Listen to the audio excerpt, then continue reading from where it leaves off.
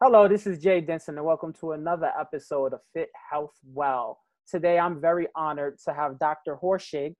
He is the author of the Squat Bible and also Squat University. I've been following this gentleman for some time, and we go to the gym a lot, and we see people doing squats. And I would like to say, I'm just throwing this percentage out there, but I like to think at least 50% of the time, I mean, maybe even higher, we're doing squats wrong. I'm a huge advocate of form myself, and especially if it's coming from a professional. So me personally, I was really drawn to him initially because I would always refer to his videos and that he would post on Instagram at the time, and I would practice that in the mirror, and just making sure that I got them right, and I was doing everything right. So we're just gonna get right into it, and I'm just gonna have him tell you guys a little bit about himself. So Dr. Aaron, how are you today? I'm doing well. Thanks so much for having me on the show. And thank you for going on, for coming on and speaking to our listeners. So the first thing I'll ask you is just give everyone who's unfamiliar with you and pretty much what your mission is. Just give them a little background about yourself. Yeah, so I am a physical therapist by trade, also a huge weightlifting nerd. Got involved in weightlifting right after high school. When I got to college, I went to Truman State University and got my exercise science degree there. Just fell in love with weightlifting. And as I got into the world of physical therapy and started seeing patients, I ended up seeing this deja vu-like scenario that would occur over and over again when I was evaluating patients. And I've really tried to take my practice and move it into the strength and conditioning, physical therapy of athletes realm. So I see athletes as young as 8 years old. I see professional athletes. I see the aging athlete, the mom and dad that still want to get out and compete on the weekends or just be fit and active in their lifestyle. And time and time again, I was seeing these people who were coming to me for injuries, ankle pain, knee pain, back pain, many different types of injuries. And when I would do our evaluation, I'd come to this point and I'd say, all right, I want to see the way you move. I sort of have to play detective at some of these times and figure out, why did this person develop an injury? And time again, people were not able to show me a quality looking air squat. No weight, just body weight alone. Take the shoes off, just could not perform a good looking squat. Needless to say, these people had no ability to perform a single leg squat as well, because we have to remember a squat is not only on 2 feet, but also on 1 foot. And it sort of dawned on me after I was seeing these occur over and over again, time and time again, that as a society, we have completely conceptually rearranged what we think of the squat. We think it's only something that we do in the weight room. It's only something that you push big weight. But we've done a good job of that. I mean, athletes nowadays are bigger, faster, than stronger than they ever have been. We're setting world records every single day. I mean, you have athletes like LeBron James just defying what we think an athlete could do at his size. So we are bigger, faster, and stronger. But I think because we've rearranged how we look at certain things, especially the squat, thinking that it's an exercise more so than a movement first and an exercise second, it sets us up for having a lot of these nagging type injuries that occur. I mean, no one that walks into the weight room is completely pain-free their entire life. They're always dealing with some sort of ache and pain. And I think the more you push yourself in the weight room, the more this becomes apparent. Dealing with a little bit of an achy knee one day, the back hurts a little bit. And I've experienced this many times myself, being a competitive weightlifter for a long time. I've dealt with a lot of these types of injuries, a nagging knee injury that just would not go away no matter how much I listened to other doctors' advice. Take 2 weeks off, take this ibuprofen, you'll be fine. Just lay off of it for a little bit. As much as I had back pain that kept me from training really, really hard or competing sometimes. And you hear, well, just go get this person, he'll pop your back into place, or rub this icy hot on it. You listen to Shaq, right, on TV, and he's like, oh, take this icy hot or ice pack, and it's going to be the best thing ever. What pain is what you'll be saying? Well, in reality, because we've sort of changed our way of thinking to think that, injuries are something that we treat the symptoms and we don't look at movement, that's really where we've come to find problems in our society and us as athletes. So that's really where I've tried to come in and be a source of help for a lot of people. And I put out free content every single day across all social media. My goal is to be on basically every single place that you could be on social media. I want to try to create some valuable content to help people, whether you're a 35-year-old mom that's just looking to stay fit and get in the weight room, whether you're a 22-year-old athlete that's trying to become, the next big thing in the NFL.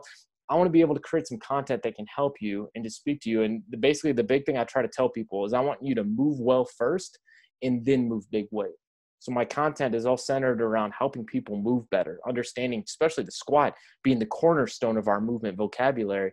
If we can move well first and then slowly apply weight after we've gotten our movement down, we fix these small idiosyncrasies that lead us to having these injuries, then we're going to be capable of performing to our greatest potential. So my goal that I always say is I'm here to help you decrease your body's aches and pains and find your true potential athletically.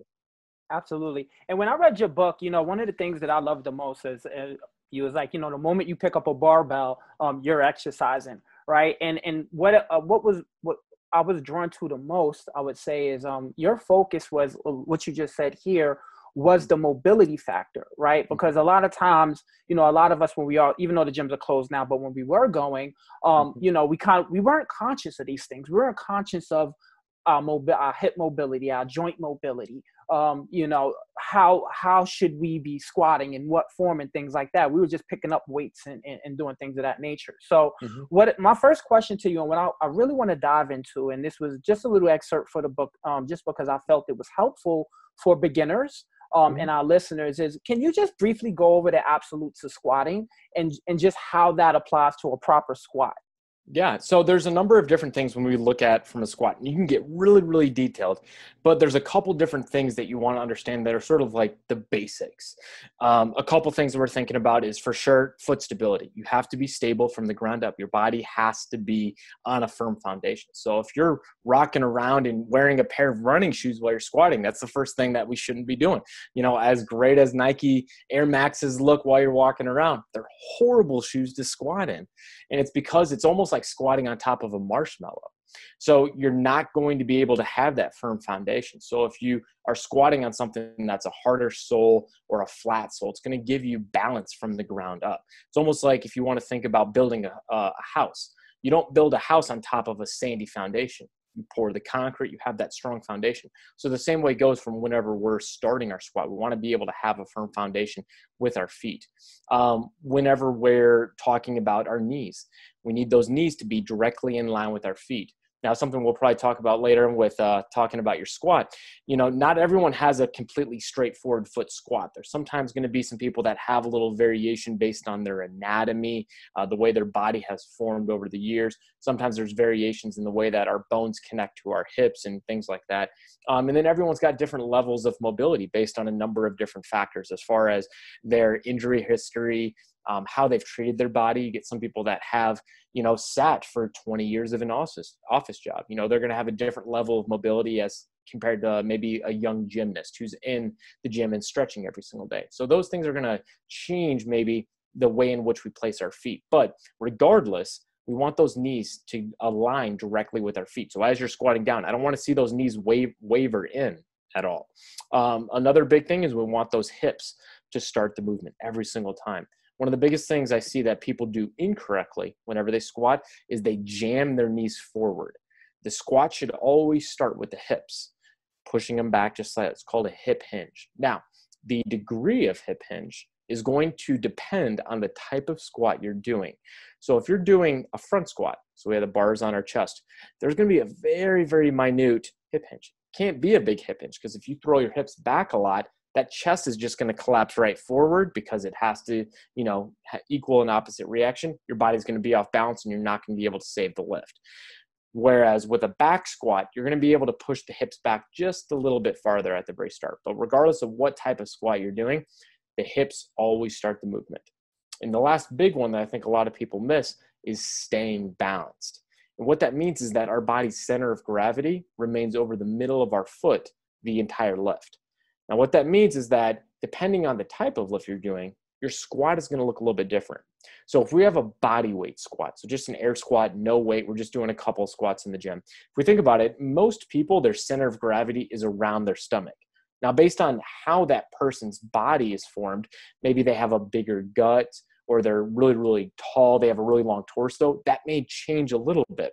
But we want that center of gravity to remain over the middle of that person's foot when viewed from the side. So when we see an air squat, a lot of times that person should have a very inclined chest. most of the time in order to stay balanced. But we always hear that cue, chest up, chest up. And often that's not a very good cue for a body weight squat because you're pushing them into an off balance position. Whereas with a back squat, because that bar's on your back, it's going to pull your center of gravity up just a little bit higher. So it's going to change the position. So you will likely have a more upright chest with a back squat than you should with a body weight squat. And then that chest is going to remain even more upright when the bar gets put onto our chest because the center of gravity is then pulled up towards the front side of our body. So when you're balanced, your body's able and capable of producing efficient force and power. So if you view your own squat, here's a practical thing your listeners can take away. If you, the next time you're in the gym, take a video from your side view, and see how does the barbell track. And if the barbell is tracking vertically right over the middle of your foot, you're doing a good job. Your body's in balance. However, most of the time when you view from the side, that barbell starts tracking over the toes at the very bottom and then comes back. So if that barbell is shifting over your toes as you squat down, it's showing that your chest is dropping too much. There could be a number of reasons for that happening, but when that bar is over in the middle of your foot the entire time, your body's in balance and capable of producing efficient force and power. That's a good looking squat from the side at least. Absolutely. And I'm so glad you touched on stability because that was actually my next question. I have a question versus strength versus stability. You brought it up in your book, and, I followed these guys as well just because I'm a big advocate of health and wellness. Ronnie Coleman, when I think about how strong that man was, right? And I'm pretty sure you've seen it, his recent documentary that was on Netflix, he can barely walk. And he got to that point, right? And, the only thing that I could think about is how we ignore, and how I had to educate myself because I was ignorant to it, is the importance of stability. So saying that is, why is stability so important in pretty much how it relates to squatting, and what can we do to better ourselves when doing that? Yeah, that's a great question. So the big thing we need to understand is definition. Strength is your body's ability to produce force. Stability is your body's ability to limit excessive or unwanted motion. So let's take, for example, you brought up Ronnie. Being a big bodybuilder, everyone wants to train to get those abs, right? To get that jacked six-pack. Well, when you're often training to get that six-pack, you do classic ab drills that you see many people do in the gym, where you're moving like a crunch. And if you think about it, a crunch, your spine is bending forward while your rectus abdominis muscle, so your six-pack muscle, while it shortens. And then it lengthens and it shortens. But what your spine is doing the whole time is it's bending and extending and bending and extending. Now, while your rectus muscle is for sure getting stronger by doing crunches, you're not necessarily going to be able to stabilize your spine that much better because of it. So for example, let's say you do a number of crunches and you just get that six-pack nice and strong. But then you try to get under a barbell and you try to pick up that barbell. And when you're trying to lift the barbell, let's say you're trying to do a deadlift from the ground, you want to keep your back locked in place and pick that barbell off the ground. It doesn't take most amateur weightlifters, bodybuilders, powerlifters, that if someone's back is rounding a lot as they're deadlifting, it's probably not a good thing. That's, been made a little bit more popular nowadays, the idea we want to keep our back locked. Well, just because the muscles of your core may be strong does not mean that they'll have the ability to turn on and limit spinal movement, which is stability. Because think about it like this. When you just did all those crunches, you taught your body to move the spine. So then all of a sudden you can't teach your body, all right, turn those muscles on and don't move the spine, which is what we want it to happen whenever you lift. Research has shown that just because a muscle is strong doesn't mean that it has the coordination to turn on to then limit any excessive motion. So that's sort of the difference between strength and stability. So a lot of people will then say, well, what do I do instead? I actually don't have anyone do crunches because a lot of people probably hear the term before, six packs are made in the kitchen, not the gym, right? Mm-hmm. So what do we do instead? Well, I want to work still that front side of the core, but let's do it in a way that's going to teach us stability. So let me turn those muscles on, let me work them, but I don't want to move your spine. So there's things like a modified curl up. And I have a video on my YouTube. It's called the 3 core exercises to do every day. It's a part of the McGill Big 3. And there's a number of variations that you can do, but isometric core work where you're bracing and then maybe moving an arm or a leg, like a Pallof press, for example, are ways that we can train the muscles of your core specifically to stabilize the spine. And just because, or in doing so, you're going to help your body move better. You're going to help your body lift more weight because you're doing so in a way that you're teaching your body how it should react and how it should work with the rest of your body during a bigger compound movement like a squat or a deadlift. Awesome. And and you can help me, and you're definitely going to help my listeners with with this next question as it applies to stability. When I'm in the past, when I've done deadlifts or, I've done squatting or whatever, and I've been impressed, I'm like, man, I max rep today or whatever. 6 hours later, lower back hurts. I know I did something wrong. Does that contribute to stability and what you were saying earlier in terms of making sure that the bar is lined up to the midpoint of your foot? I would say if there's something that's giving you an ache and a pain 6 hours later, it's likely because you weren't moving optimally during your training. So people often say, oh, my hips get so stiff whenever I'm squatting or after I'm squatting, like the next day, that night. And I always tell them, it's like, you're probably not squatting right. And a lot of times that's a big ego shot for people because they'll go, oh, I squat right. I know exactly how to squat. Well, clearly you don't, because here's the deal. If you are squatting with good technique and appropriate loads, your body responds well. Sure, you may get sore muscles, but you won't become stiff and painful. That's always your body telling you, just like your warning light in your car that pops on sometimes, it's telling you, hey, there's something wrong. You need to go get it checked out. Pain and really like excessive stiffness, soreness, that's your body telling you something went wrong, and likely you did something incorrectly whenever you were moving. And often we can look, first thing, an easy thing people can do is just video their squat from the side. Are you in balance? Because if your body tips a little bit more forward, like we talked about, that bar tracks more towards your toes, instantly your body's off balance, and there's an increase in what we would call a moment arm. So there's more torque placed on your low back when the bar tips forward. So if you have a chest that collapses forward or your body just shifts forward in any type of squat, regardless of what it is, there's an increase in torque that's placed on the low back. And what that does is then place excessive load that eventually could lead to someone, like you said, 6 hours later, you're like, my back is killing me. Potentially because you just overloaded those areas a lot with too much excessive force and eventually got a little angry. And that's your body speaking to you. So don't ignore it. Awesome. Yeah. And you mentioned that too in your podcast. I was, when I went running, I actually gave that a listen, and I thought it actually gave me my next question. You said a lot of times, and you've dealt with so many athletes, they take, these painkillers, right, to suppress the pain. And as you just explained, right, you use the analogy of the car engine light going on and you mask it up. So, and I get this question a lot as well too. What is the fine line, or where do you draw the line where you listen to your body from the pain, or you push to get those optimal results that generally everyone in the gym is looking for? For sure. I think it really comes down to knowing your body and knowing the difference between pain and sore. They would always say, know the difference between injured and hurt. Well, hurt is still injured. So there's a difference between being sore, because when you're sore, your body, when you warm up and you're moving well, you can still push big weight and it doesn't hurt. Now, there's the pain of pushing yourself hard. That's a mental pain. That's not a physical pain. That's not a sharp stabbing pain. That's not a sore, achy hip. That's different. Those are things that I don't want people to push through.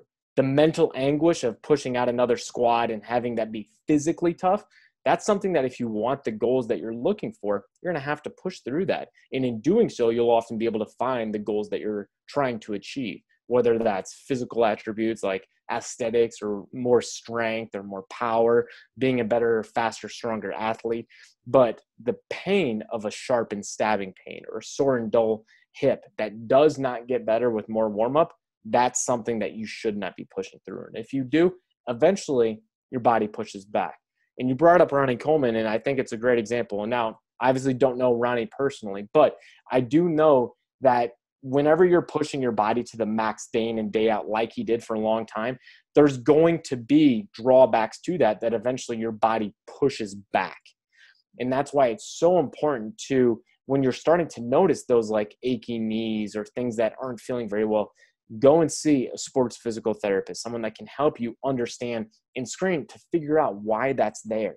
Because that's not a normal part of training. It's not normal to have back pain after heavy deadlifts. That's not something you should be experiencing. So when it does pop up, there are professionals there. That's why I put out so much content on injuries and things that people can do at home to try to take those first steps to solving their own problems. But if you don't have that access or you need some more help, go see a physical therapist, someone that can help you figure out what's going on so that you can get back to doing the things that you love to do. Absolutely. You spoke also too on screening ankle stiffness, and you know that's I'd like to think that that's one of the most important assets, right, in terms of squatting. So could you just give an example and explain for the people that don't know and our listeners the importance of and the proper way to screen for your ankle stiffness? So ankle restrictions and mobility are probably one of the number one things I see across the board that limits someone's quality squatting, especially limits their depth. So if you're out there thinking, I wish I could squat really deep, probably look at your ankles. They're probably really stiff. Now, this is due to a number of things probably. We wear horrible shoes most of the time. We don't move through full ranges most of the time. But basically, we develop this stiffness in the ankles. And what it does is it limits your knee's ability to go forward over your toes. And despite what your friend at the gym said, the knees can definitely go over your toes whenever you squat. It's about when and not if they go over your toes. If you don't have that necessary ankle mobility to let your knee go forward, you're going to have compensations up the rest of your body. Your hips aren't going to be able to descend to the greatest depth possible. Your chest is going to collapse forward. So an easy way to screen for this is you just find a wall, you kneel by it, you put your foot, a thumb plus a fist away from the wall. So just like make a thumbs up, put that against the wall, put your foot against it. That's roughly 5 inches. If you have a ruler, get out the ruler, but see if your toe can be 5 inches from the wall, and then keep your heel down, but drive your knee directly forward and see if you can touch the wall with your knee without your heel popping off the ground. Now that comes out to roughly 30 to 35 degrees of what we would call closed chain dorsiflexion, which is basically you have a lot of ankle mobility. So if you can do that, kneeling down, knee to the wall, foot's 5 inches away, that means you have sufficient ankle mobility to allow for a pretty good looking squat. The big thing we're looking for is, can you hit the wall? And is there a different side to side? Because some people will be able to hit the wall with the right, but then the left, it doesn't look so good and they're pretty stiff. Those people then need to work on that limited ankle mobility on the left side to have that equal motion. And then the better mobility you get, the better your quality squat. You're going to be able to squat deeper, more upright chest. Things are going to look much better. So there's a video I have on my YouTube called my top 3 ankle mobility exercises. Very, very helpful at just sort of walking you through, very simply understanding the ankle, how to screen for it, and what you can do to fix it. That's great. Another thing, so we went over a lot, pretty much the absolutes of squatting, right? The ankle stiffness, how important stability is as well. I think another overlooked thing that we do in exercising in general is the breathing, right? And you touched on that a bit in the book. So just a little small, just for the beginners and things like that. What are proper breathing techniques that we should be doing when we're squatting? Yes. So most of the time when you're in the gym, you're always told breathe in on the way up, and then breathe out on the way down, if it's a squat or other way around. But basically there's an inhale and an exhale with the rep. Now, that's maybe fine with very, very light weight. But when you're squatting, you actually want to hold your breath. So what it's going to look like is you're going to get under the bar. You're going to take a big breath into your core, into your abs. Almost fill the tank is what some people will say, like you have a big old air tank in your stomach. And if you do this correctly, you'll feel your chest and stomach and then your sides actually raise a little bit out to the side. So you're going to belly breathe a little bit, but you're going to expand like you have an inner tube around your stomach, and it wants to expand 360 degrees around the body. From there, you're going to hold that, you're going to brace your core, and then you're going to perform the entire squat. And then you're not going to start releasing that breath until you pass the halfway or sort of sticking point on the ascent. So don't let that breath out starting on the bottom of your ascent, because what happens is that if you let that breath out too soon, you're going to lose stability in your core. When you take a big breath, your body has air that obviously fills the lungs and your diaphragm contracts. And when you brace over the top and hold that breath, you create what's called intra-abdominal cavity pressure, or IAP. It's like having that big water balloon sort of filled up with water. There's a lot of pressure. Now from there, when we maintain it, it allows us to keep a very, very stable core. So our core stability raises like crazy. And then if you can hold that breath throughout the entire rep, your body's going to feel so much stronger. All of people that will not be breathing correctly with a squat, I teach them just that simple cue. Big breath into the stomach, brace your core, squat, then slowly let it out as you pass that sticking point in the ascent. And all of a sudden, they start to feel like that squat feels weightless on their back. The weight becomes effortless because they're building core stability and moving on a proper firm foundation. Absolutely. What are your tips on warm-ups, right? How long should we be doing it before? Like, and I'm focusing on, just for the listeners, we're focusing, I guess the people that go to the gym that are doing legs. I tried splitting legs, but I do just all legs. So should we do a full body, stretch and warm up, or should we just really focus on the legs because we're going to work those a lot? What should we be doing? So I'll say for the majority of people that are just going to the gym, they want to get a good workout. Today's leg day, so they're doing some squats, maybe some deadlifts, some leg press, things like that. The last thing you want to do is go in, see the bar, throw some weight on the bar, and just start lifting with lightweight. That's the last thing you want to do. You need to prime your body. The way I think about a warm-up is to find a couple different movements that allow you to break a sweat a little bit, prime your body for mobility, stability, and coordination. So think of those as sort of our three main categories. Now, if you were to go to a fancy restaurant, you see this big menu and it's got different things broken down. There's entrees, there's appetizers, there's desserts, okay? No one goes to a fancy restaurant and goes, I want every single one of those, right? Well, when we look across social media nowadays, there's 1,000 different exercises. Do this for glutes, do this for knees, do this for ankles. And it can be very overwhelming at times. Well, the idea is that to look at exercises like that, warm-up exercises, I commend you. You want to find a few things that you want, that you feel help your body the best. So pick one appetizer, one entree, one dessert. So pick a mobility exercise that's helpful for you that you've found to help you move better. Pick a stability exercise and pick a coordination movement. So for example, let's say we're going in leg day. A lot of people need to work on hip and ankle mobility. I like the goblet squat. So I'm going to walk in, and this is after I've sort of worked up a sweat with a little bit of cardio work. I rode the bike for 10 minutes. Okay. I'm getting in, I'm going to grab a weight, 25-pound plate, 20-pound dumbbell. I'm just going to sink into the bottom of a deep squat, and I'm going to swivel around, stretch my ankles out a little bit, maybe just sit down there for like a minute or two. Second thing, I'm going to do some stability work. I'm going to do maybe the McGill Big 3. Each one of those, a couple of core stability exercises, 6 reps, 10 seconds. That doesn't take me more than a few minutes to do. And then I'm going to finish it up. Let's say it's a squat day. I'm going to grab the barbell, open barbell alone, and I'm going to do it just a couple reps, maybe nice and slow, just work on my coordination, working every single small detail of the squat. Then I'm going to start putting weight on the bar. Now, all that together shouldn't take me more than 10, 15 minutes max. But a proper warm-up is going to allow your body to move well. You're going to be able to lift with better technique with decreased risk of injury. So a proper warm-up is extremely important every single time you go to the gym. Absolutely. And we should, and I want to drive it home, we should definitely be doing it. I know when the gyms open back up, there's a bit of haste with what I'm hearing in North America. We only have an hour, but, whether we carve out 10 minutes, right, in the gym, or maybe we should leave, but it's important to do that stuff after. Is that correct? Yes. Yeah, I would agree. It's I always get people that say, I'm too busy to warm up. I'd say if you're too busy to warm up, you probably are too busy to work out. Like there needs to be something. It needs to be more than just walk in and do straight to the exercise. You need to grab and do a few movements to get your blood pumping, to get your body primed. But yes, those other exercises are very important to still do after. Awesome. All right. So now we're going to get into the fun part of the interview. When I have professionals like yourself, I definitely like to, my mind races and I come up with these ideas on what to ask you guys. So this is our fact or fiction section. Okay. And the first question I'm going to ask you, you let me know if it's fact or fiction. You spoke on this earlier, And this is common communication in the gym on whether it should or shouldn't be happening.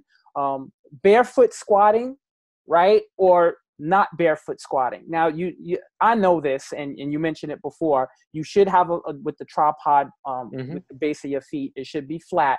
But is barefoot squatting better for you than shoes or without shoes? I think it depends on the type of shoes, and it depends on the person that's lifting. I think ideally I'd like to see a lot of people start squatting barefoot, but it comes at the expense that they have to have great ankle mobility. They have to have good foot stability. A lot of people, they jump from training in really horrible shoes or really high shoes their entire life, and they just go straight into barefoot squatting, and they're not ready for it. And then their technique breaks down. On the other hand, you get people that walk into a gym and they're wearing basketball shoes. You know, I mean, Jordans look really cool. They're not great to squat in. You know, it's like squatting on a marshmallow. It's not made for lifting. You know, I'd rather probably put someone in maybe a Chuck Taylor, or I'm really a big fan recently of the Barefoot Ursus shoe. It's sort of a flat sole shoe. It's got a little bit of grip to the bottom. I think ideally we want to get someone to the point where they can squat barefoot, because it allows them to really feel the ground and enhance their foot stability. We also have Olympic weightlifters that will often wear a shoe that has a raised heel, and that allows them to squat a little bit deeper with a more upright chest. And those can be very, very helpful for people that are trying to excel in Olympic weightlifting. Awesome. And you actually, you answered my question, because I always wondered it when I seen guys come in with the Converse, and I've tried them before with the Converse, and for myself, it didn't feel natural, and I just went barefoot. I tend to do that. And actually, if you look at the Chuck Taylors, a lot of them are actually very narrow. They'll actually squeeze your foot together, and that can be really bad on squat mechanics as well. So unless you have a very narrow foot, I would say I like the Barefoot Ursus shoes, Barefoot Athletics. It's a flat sole shoe, but it allows your foot to actually spread out and splay your toes, which is extremely helpful when we're talking about mechanics of the foot and creating a stable foundation for lifting with great technique. Okay, thank you for that. I appreciate that. Second fact or fiction question. Can squatting ruin your knees? So many people say that. They say, oh, I've heard it so many times. Oh, you know, I did it for years, and you're going to mess your knees up. You could alternate with a leg press and things like that. So, you know, I have you here. You're the expert. You know, will it ruin your knees? If you squat with good technique and with appropriate loads, meaning you're not maxing out every day and you're lifting with technique that you can handle with good weight, it will not ruin your knees. There's no evidence of that at all. You can squat ass to grass. You can squat really deep if your technique looks good and you're programming correctly. So again, not maxing out every day, you can definitely squat deep for the rest of your life. And in fact, being able to do so is probably the most important movement that you can do for life. If I get grandma that comes to me and she's got an achy back, during her rehab from an achy back, we're going to do squats during her rehab, because it is so helpful. If you think about this, as you're getting older, let's talk, you know, athletics aside, being able to bend over and pick up your grandkid, you have to be able to squat. You have to be able to get down, get a box off the ground. So it's a movement, a functional movement that you do for the rest of your life. So a squat, when done in the weight room with correct loads and with good technique, is very, very safe on your knees. So people that have developed knee injuries are often violating one of those two laws. They're either not using good technique, or they're using weights that are not appropriate or programming incorrectly. That's awesome. Thank you for that one. Last fact or fiction question. Is squatting required for ADL? And for my listeners and those that don't know, ADL is activities of daily living. So that's pretty much you going out, anything for you to do to pick up the grocery bags or things like that. So fact or fiction, is squatting required for ADL? Definitely. Yeah, it's one of the most important things. And why it's something that I do every single physical therapy evaluation. No matter the type of injury they have, I want to see how they're moving. I want to see something their body should be capable of performing. So I ask them to take their shoes off and perform a deep squat and see how that person can handle that movement. You shouldn't have to hinge for every single thing. Sure, you can hinge over like a deadlift and pick some things up, but you should have the capability to squat. You're able to squat once like a baby, you should be able to do it the rest of your life like that. And it's because a lot of times we subject ourselves to to chairs and changing the way in which we move, again, because we've conceptually rearranged our athletic priorities to think that the squat is only an exercise, that we've lost it. And then we try to make up these ideas that, oh, you don't need to squat anymore. That's only for young kids whenever they're in the weight room. I don't need to do squats anymore. Everyone needs to do squats. There you go. Exactly. I like that response. Thank you for that. All right. So that's our fact and fiction portion of it. I want to filter some questions that we have from our listeners. We have a Facebook group, and typically when I get someone, when I have a professional come on, I say, hey, I'm going to have such and such come on. So let me get some questions. The first one is from Darlene Bailey. She's from New Jersey. And pardon me if it is repetitive, but she did ask how to protect your knees while squatting. So the biggest thing is to understand that we want your knees to stay stable. So you want them to stay directly in line with your toes, and you want to start that squat with your hips. So this is a night and day difference. A lot of people will feel this. Stand under the bar, put the barbell on your back. Now, do it incorrectly, just with the barbell, but drive your knees forward at the very start, and you'll feel pressure go directly to your knees. Now, do it the opposite. Put that bar on your back. Do a little bit of a hip hinge where you're pushing your butt back, bringing your chest forward, and then squat down. And you'll notice instantaneously there's less pressure on your knees. And that's because your body, when you squat, we want to create a lot of that motion at the start of it with your hips. Now, the knees still flex a little bit when you do that hip hinge. They just shouldn't be jammed forward at the very start. So if you want to keep your knees safe, keep them in line with your feet. Don't let them waver around, and always start your squat with your hips. Awesome. Thank you for that. And then our next question comes from Tyler Circa. He is he's a sailor in the Navy and a power lifter. So he was very excited when I told him you were going to be on the show. His questions are very technical. So I'm going to give you two of them. The first is, he asks, in an absolute untrained beginner who can't barbell squat past a quarter depth, how do you progress from barely quarter to a full depth? I would say first thing, I want to get their body weight squat to full depth. And I know a lot of times people are like, oh, but I want to train with weights. I think that if you can't perform a great looking body weight squat to full depth, you have not yet earned the right to put the barbell on your back. Now, there's many other ways that we can work on getting that person strong while we're training this. We can do other things, leg press, Bulgarian split squats, lunges, because they'll say, well, I still want to get a workout in. Well, we can get that workout the other ways, but we need to be able to squat to full depth, body weight, air squat, no weight on your back, to full depth, have that look good. Now you're ready to put a barbell on your back. Awesome. Thank you for that. His second question was, how does a mobility protocol get prescribed? What examples would you have of assessing a squat and then prescribing mobility plans? So it would all depend on the person and what they need to work on. Let's say, and that's really the big thing that I tried to focus on with the squat Bible, was how can you break down the squat movement and find out what mobility or restrictions someone may have. So if you have two friends, friend A, friend B, they may have very different mobility plans that they need to carry out to perform the same movement, the squat, with good looking technique. So there's no general squat mobility plan that you can find. It always has to be screened and then a plan developed off of what you find in that screen. So for example, we talked about the ankles before. We did that 5-inch wall test, and then based on that, we can then prescribe some different mobility exercises that person could do every single day, because we need to have a lot of consistency in order to make dramatic changes. But doing so and then patterning the squat over the top to sort of lock in those new mobility movements that we just uncovered would be key. So that's a lot of stuff I share on like squatuniversity.com, my blog. If you click on the blog article tab, there's a lot of different mobility help exercises where it's a screen. What does this mean? Here's some exercises to use that you could help to fulfill that need. Awesome. Thank you for that. Then this is another question that he had as well. He said, there's two more. This is the third. With regards to chest angle or low bar placement, is it advantageous to try to keep vertical or let the chest fall? So again, it all comes down to balance. So based on that person's anatomy and their lever length, how long their femur is compared to their torso length, that chest inclination will change person to person.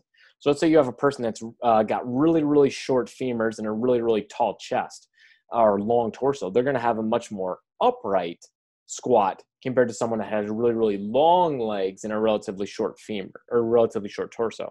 So no one's squat is going to look the exact same as someone else's, but how you know you're correct in your angle of your torso is by viewing the squat from the side and seeing if that barbell tracks over the middle of your foot. Awesome.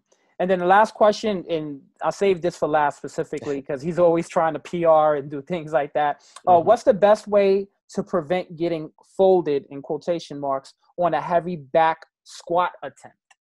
Staying in balance, core stability and staying in balance. So we talked about core stability, proper breathing, embracing, and then staying in balance. If you're in balance the whole time, what'll happen is that you'll just almost stutter out of energy if you get stuck.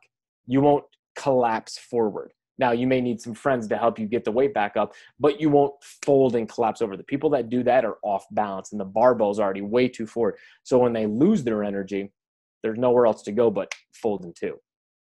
Awesome. Thank you so much for that. So, So now the last portion, and listeners to the podcast, you will have to look at this on my YouTube channel.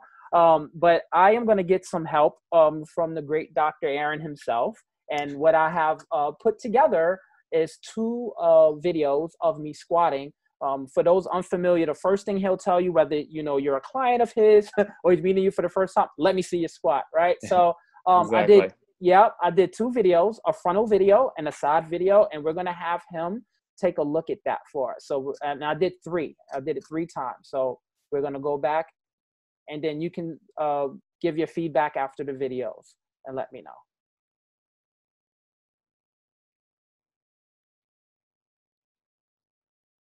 And you see it, right? It's not popping up yet. Okay, hold on. Let me go back. Sorry for that. All right, there we go. Okay, here we go from the top.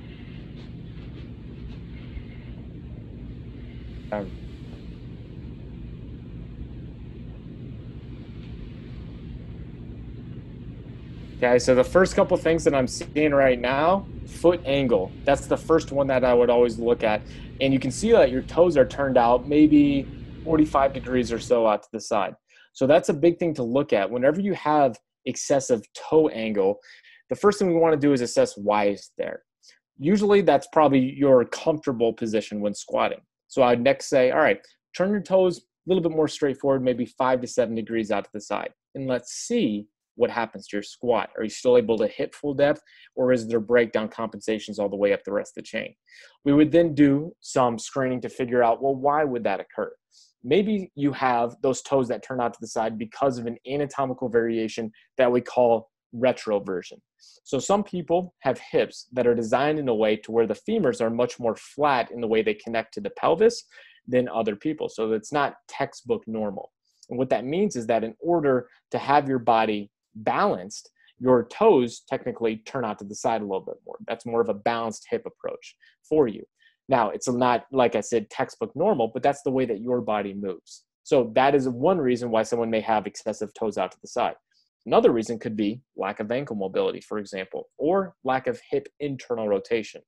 And in order for you to continue the depth of your squat, you have to spin off into a position of least resistance, which is that toes out to the side. So an excessive external rotation position. So we would always have to screen. Don't always assume, you have to assess. And in doing so, we can uncover why do you have to squat in that position and see if we can modify that to become a little bit more optimal. Now, why would I want you to have those toes a little bit more straightforward? Think about the position that you would jump and land if you're doing like a box jump. You want those toes to be relatively straightforward because that's an athletic position. If not, it's really easy for those knees to cave in. You're not very strong and powerful in moving out of that jump. Same goes for our squat. We want to have those toes just a little bit more straightforward because an excessive toe out to the side usually isn't very strong, powerful, and isn't very stable as well.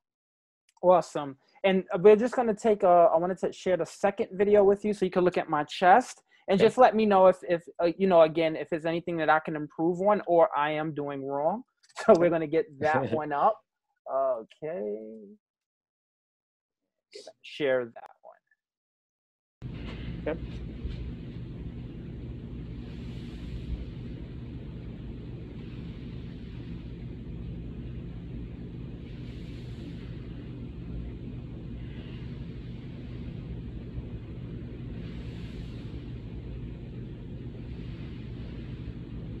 All Okay, right. So doctor, you got overall, any additional feedback for me?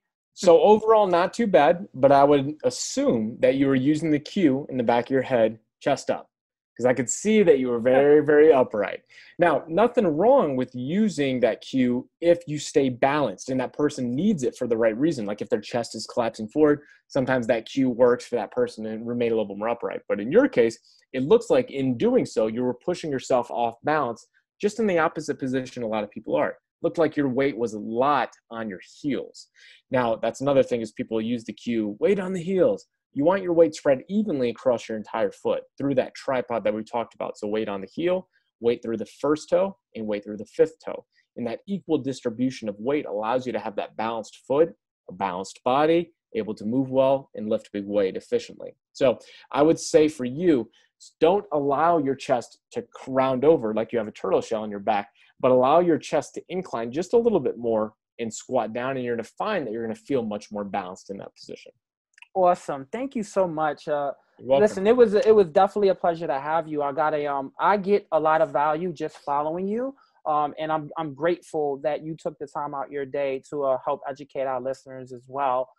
Just to recap, some of the stuff that we went over today, just to our listeners, we went over the basics. We talked about stability, the ankle stiffness, just in terms of, proper squat techniques and things like that. What I want to do is I really want to encourage you guys to go out there and get this book. When I tell you, like, he literally has illustrations for proper squat techniques, why these things are important. It not only reduces injury, but it allows you to perform at the level that you want to perform at, right? And I want to thank you for not only just, providing your time today, but just having these resources. And again, like you said, the majority of what the content you produce is free. So guys, again, with shipping and handling from Amazon, it's $30. If you're a gym goer, and I'm the type of person, I like to be really good at what I'm doing, this is an asset to have in your library. I appreciate that. Yeah, no problem. Dr. Aaron, I want you, if there's, I know how to follow you, but I'm going to let you tell everyone how to follow you on socials. And then also, if you do have any new books, any projects you are working on, now's your time to talk about it. So I am just across every single social media platform out there, just as Squat University. So it'll be, let's see, Instagram, YouTube, TikToks, Twitter, Facebook, podcast, everything, just at Squat University. And I actually am on the verge of coming out with my second book, which is actually going to be a much more in-depth book on how every single person can help recover themselves from the common aches and pains we find in the gym. So sort of a rehab 101 book that you can use to help yourself feel better and continue pushing along without having to subject yourself to the common medical society we have today. That's take these pills and just stop lifting.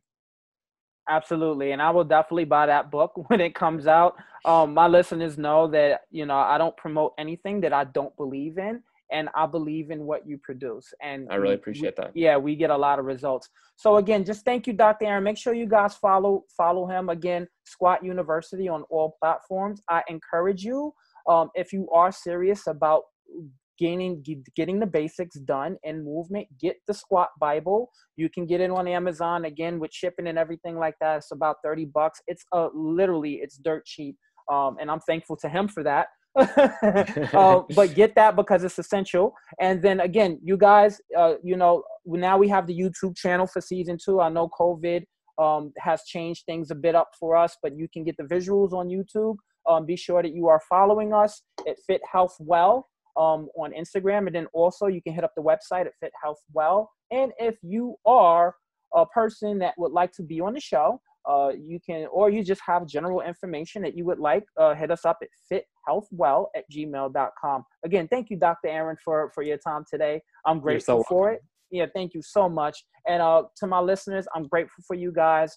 We are taking the journey together, and I appreciate every single time you guys download the podcast. Until the next episode, I'll see you next time.